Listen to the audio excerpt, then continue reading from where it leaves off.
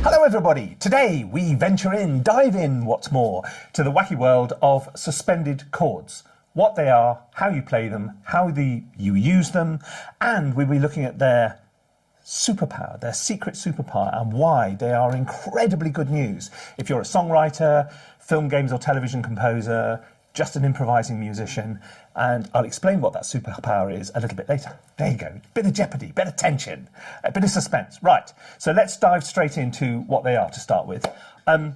Here's a triad. This is a C major triad. A suspension is sort of a triad without the third in the middle. So if you start with the fifth and you play the fourth note as well, rather than the third, that is what's called a suspended fourth. Okay, sus4. If you play the fifth and you play the second note, that one, that's called a sus2 chord, suspended second. Now the way you play these when you throw them down is relatively straightforward, because the 4 is always going to be a whole tone, a whole step or a tone below the fifth, like that, and the second is always going to be a whole step or a tone above the root. Okay, so if we look at this as an example, here's F, there's F and C, a fifth apart, tone up from the bottom is the second note. Okay, tone or a whole step down, in other words, not that one, but that one, and now you've got sus4, okay? So, unlike, if you're trying to think, what's G flat 9 sharp 11, and you go, and steam comes out of both your ears. You're trying to improvise, and you're saying to your audience, hang on a minute, I just need to work out what G sharp 9 sharp 11 is. No, that's not how this goes at all. This is nice and straightforward. If you want to play, you know, a sus4 chord, it's nice and you can just throw them down. It's not hard. And once you've got your head round what they look like and how to do it, you can just throw them in anywhere. Okay, so what is their secret superpower? The secret superpower is that there is no third in there. It's not what's in there, it's what's not in there in some respects, which is most important. Because people say, you know, this idea that major is happy, minor is sad, it's so trite, it's just so much more to it than that. No, there isn't. It really is that simple. Well, it's not quite that simple, but major and minor are just such incredibly powerful primary colours. It's really hard harmonically to have subtlety and nuance if you're just dealing with, you know, whatever. So if you want, for example, to imply optimism with a hint of regret, you can't go, okay, optimism, I'm very, very optimistic, with a hint of regret. It's just kind of... or loneliness tinged with resilience, you know, kind of...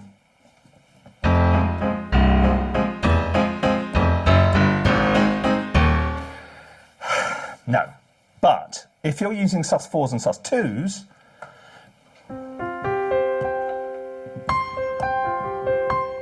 you see what I mean? It's not landing on one side of the fence or the other. The sus2, that one, is, I think, different in its usage than the sus4. I think the sus4 has a sort of more of a feeling of excitement about it, and the sus2 is slightly more on the kind of the sort of more mellow side. But another thing to bear in mind with what are we talking about? Suspension. Sorry, it's been a long day and it's only 11 o'clock in the morning. Is that you can also use them in inversions. You can also use them, arpeggiate them, and things like that. So if you're playing that, which is C sus4, you can play that like that. You can play it like that. You can play a sus2 like that. You see, they're all different ways. And also, you don't just have to play them as chords. You can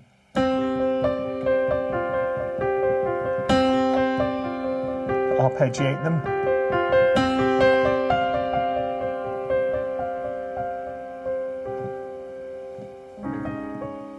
like that.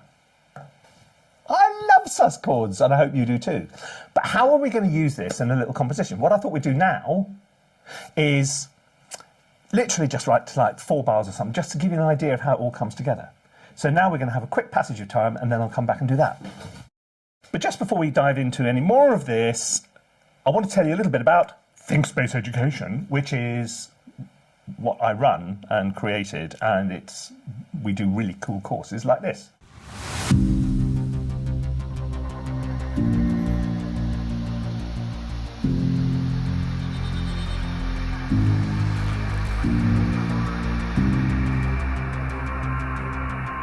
Even a single hit, you've built it out of 1, 2, 3, 4, 5, 6, 7, 8, 9, 10, 11 layers. It's over the top, it's a bit silly, but it got the sound I wanted. It's all about layering. It has to fill the whole frequency, because in cinema, you know, you've got the big speakers. Is it brass or is it an effect?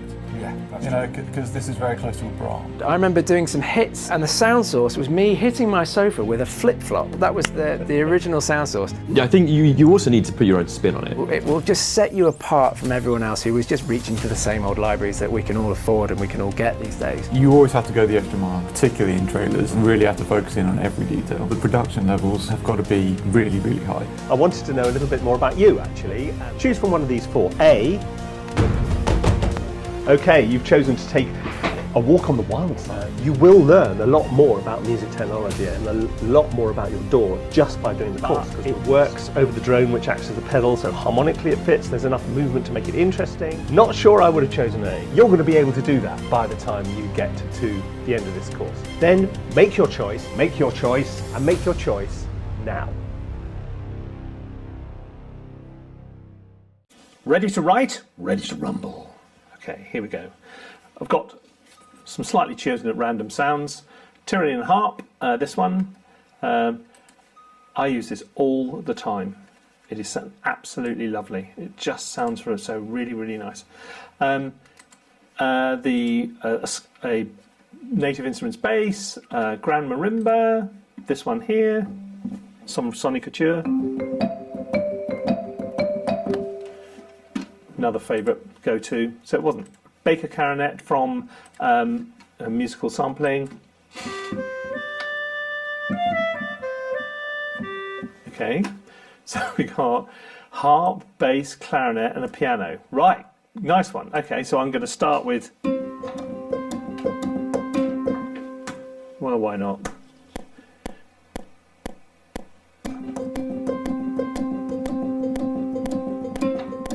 So we're just going 1, 5, 1. So there's no third, no fourth, no nothing in there yet.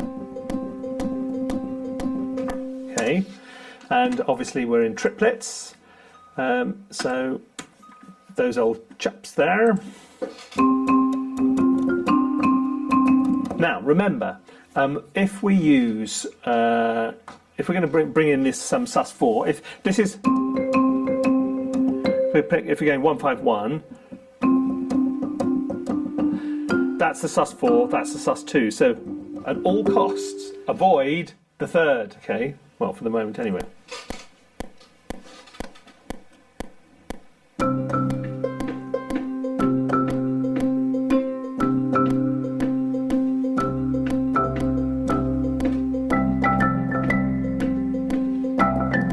That was awful, Guy. Come on, do it again. sus4. sus2, sus4. Okay, I'm liking this so far, sort of. I have no idea what the bass is going to do.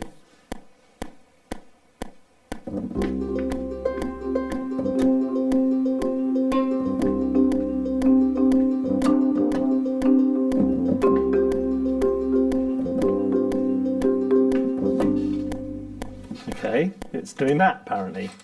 Right, so we've managed to avoid the thirds and the fifths. I mean, thirds so far.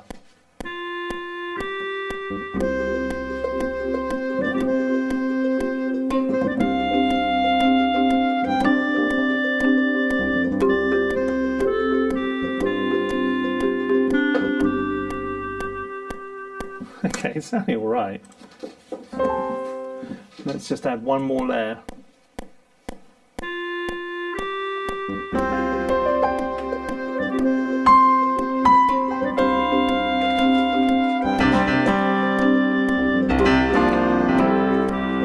Whoa, Guy, you lost it.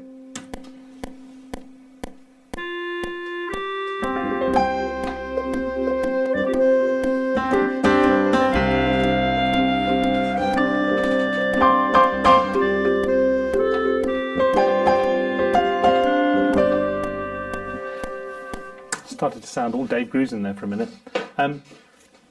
So you see where we're coming? It sort of sounds... The other thing which you get out of this is this slight sense that it needs to resolve, and it never quite does. Isn't that what you get out of my videos all the time anyway? Anyway.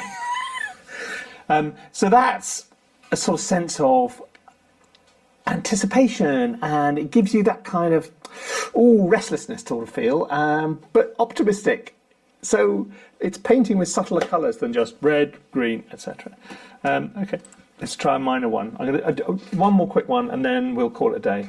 Because I know you've got things to do and places to go. So I don't want to hold you up. What am I talking about? Okay, let's go from...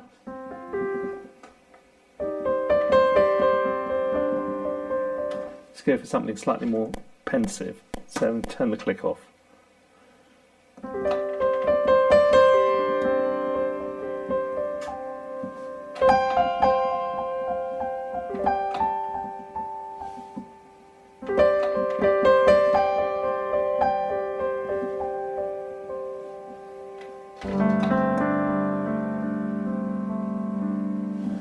Okay, let's go bass next.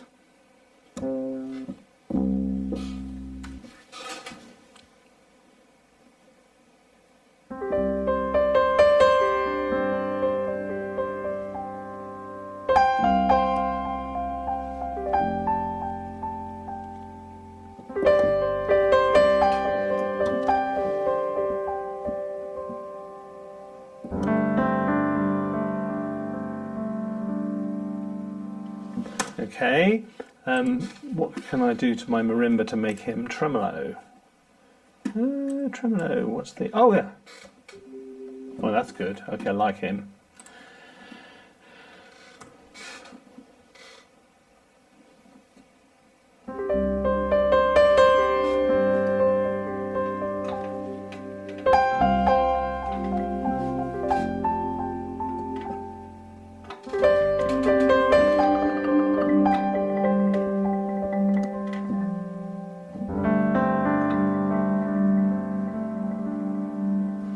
So it sounds pensive without being completely full-on sound.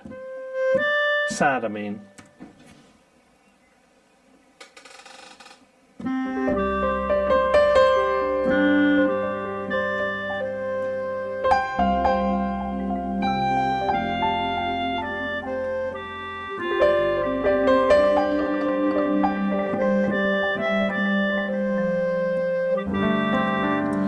Oh!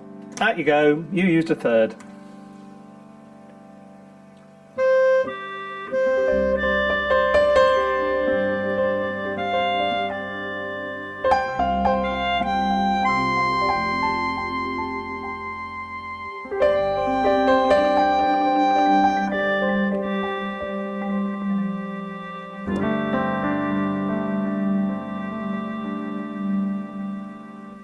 There you go. So look, I mean, we managed to write two pieces of very short music without using a third.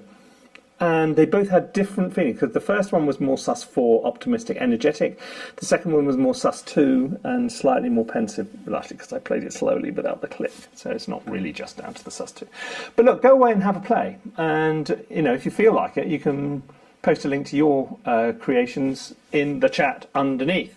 And if you want to make me happy, subscribe to the channel so I can come back and tell you more cool things in the future. Because if you like this kind of style of the way we teach things, go and check us out. Think Space Education. We do everything from little tiny short courses right up to fully blown master's courses, MAs, MFAs in songwriting, music production, sound design for video games, composition for video games, composing for film, games and television. all that incredible cool stuff. And we have lots of amazingly successful students who nominate for Grammys and winning Emmys and all that kind of stuff. And, you know, we're really, really big on helping people into employment. So if you're interested, there's never a better time than to click the link and check us out, because we could be the best thing that ever happened to you. That's all I have for you for today, but I'm going to be back very soon with there you go. That was my mouth saying it's time to stop. Bye.